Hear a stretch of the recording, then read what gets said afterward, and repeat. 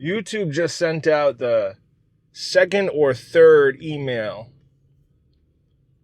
saying that us content creators should start making podcasts, which is now like a playlist that we can add videos to, and they'll market it as a podcast. We'll market it as a podcast. I don't know.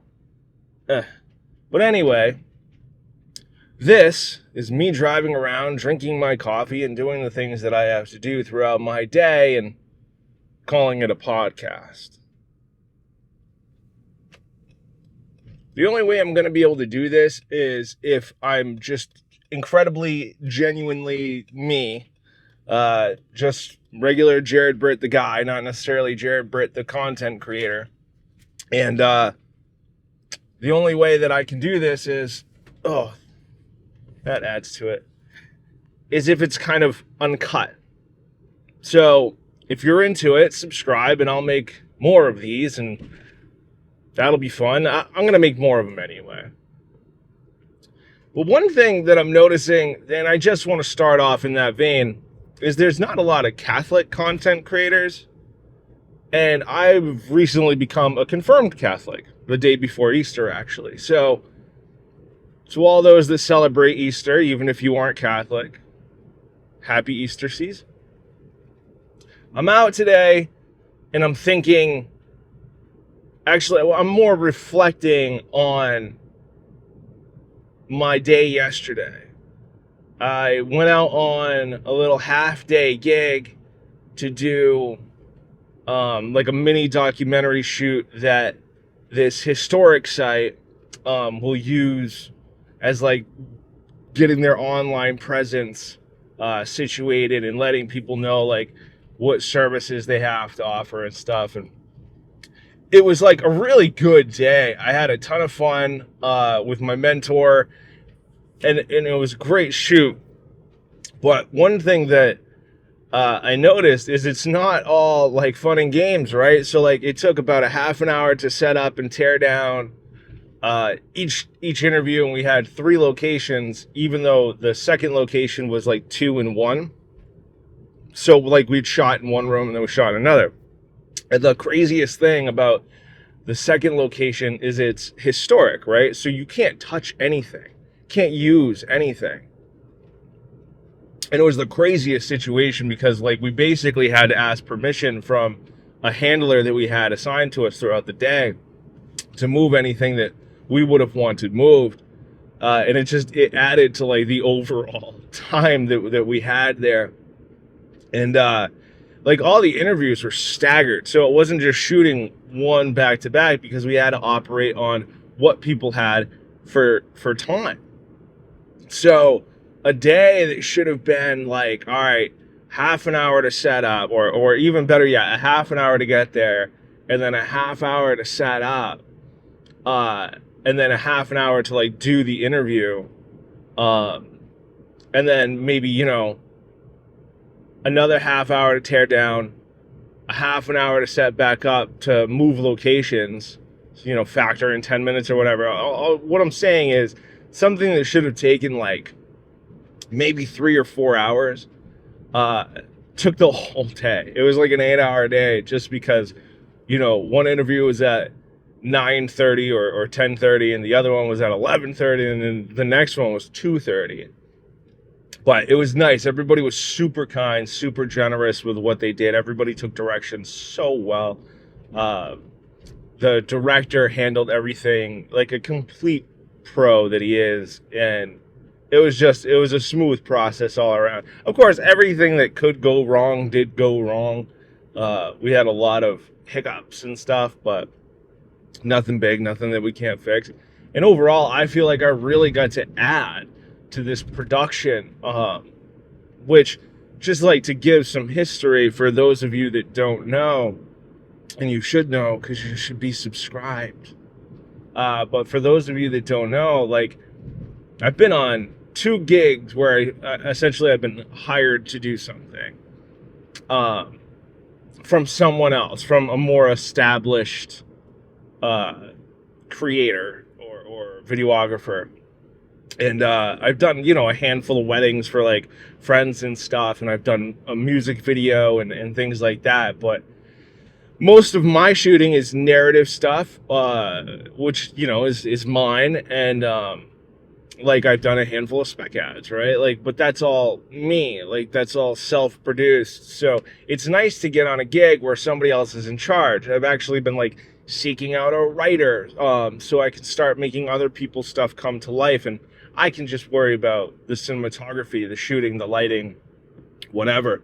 But now I'm way off track, right? But it was really nice to work with this guy, and now that I have 2 of these gigs under my belt, I'm kind of learning what it's like to be on set. And I gotta tell you, the number one thing I think that, my audience, you guys would want to know, you would want to know, I would have wanted to know when I was starting out, is just shut up. Like, for the most part, like Dwayne Johnson used to say when he was a wrestler, know your role and shut your mouth. Because the people that you're working with most likely already know what they're doing. You just need to worry about what you're supposed to be doing and listening to what you're being told to do. And I added some input, when I was asked, how does this look? That's kind of dark. How can we do that? Well, let's bounce the light instead of, and it was like, I got to contribute, but I think it's because I was quiet. When you're sitting there and you're just throwing out ideas left and right, and that's your thing, people are less likely to listen because it's just something that you do. I hope this isn't bothering you guys too much. This is my Full Sail tassel. That should be better. Yeah, man, I think when you're quiet and then you speak up, people are more likely to listen. And that was my big takeaway from yesterday, is I was listened to when I had something to say. I got to help with some like writing changes, very, very, very, very small, but it was like an honor. It was an honor to be able to do that. And, some lighting changes. And again, a big honor to be able to do that. But I kept my mouth shut. I let the director, the cinematographer, the guy making this piece do his job. And I didn't pretend to tell him to know how to tell him to do his job, which I think was, probably the most paramount of things. So be humble, have respect, for the people that have hired you to work for you. And I think you would be okay, because at the end of the day, this thing that we're all trying to do, if this is something you're trying to do, it's a business of relationships, man. And if you don't have those relationships formed, they continue to build and be formed, it's hard to get work.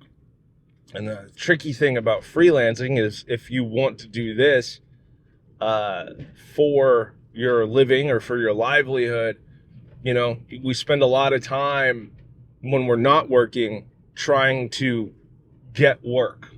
So the whole thing always feels like a grind. So if you have those relationships, those are those people that you can call and say, hey, you got anything, even if it's small, and then, maybe you can pay your mortgage that month or your rent, and that's where it's at, right? So I don't know what I'm going to call this thing yet, but I hope you dug it. I'm just going to throw it out there and see what happens. I don't know how often I'll do it yet. It'll be consistent, whatever it is. I just hit puberty. Did you hear that? It'll be consistent. But yeah, it's going to be uncut. It's going to be freeform. It's going to be like this. It's going to be us having a conversation about whatever's on my mind. Today, I happen to be reflecting on my day yesterday, which was incredible. I feel very fortunate that I'm able to do things like this. So I want to be able to pay it forward. If I can do things like this, the idea would be that I can bring my experiences and my thoughts and my reflections to you, so you can learn kind of from what I've done, or places where maybe I made mistakes and learned how to correct those mistakes, and now you don't have to make those mistakes. Because I wish I had that kind of growth. Think of it like virtual mentoring, right? And that's kind of my hope, is as my career progresses, I want to be able to help the next generation of filmmakers that come in, and hopefully you also pass it on and you help people as they're coming in, whatever you want to call it. But yeah, I mean, once I'm all set, I'm going to hold on to this for a little while. I'll get a couple in the can, right? And we'll put it all together, and the uploads will at least be consistent every week, every other week, once a month. I don't know. I go get coffee almost every day. Could be a thing. We could do this.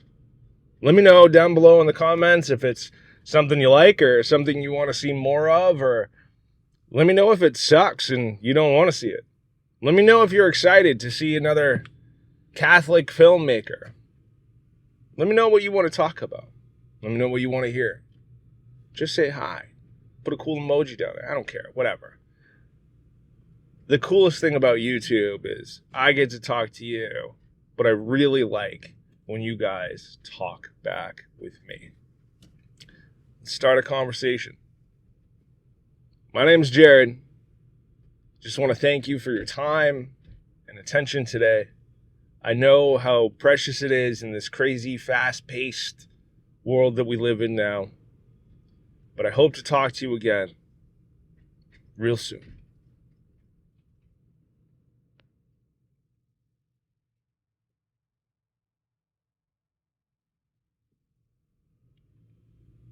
Used to have a podcast called the Headcanon Podcast. I'll put a link down below.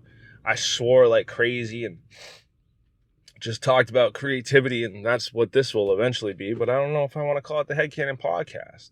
I suppose I also need to start my production company, which is exciting because I'm going to do more than just freelance work, which will be maybe exciting to some of you guys, especially those of you that just stuck around after you thought I ended the podcast. So let me know. Let me know what you think I should name my production company or my podcast. Let me know. That's exciting.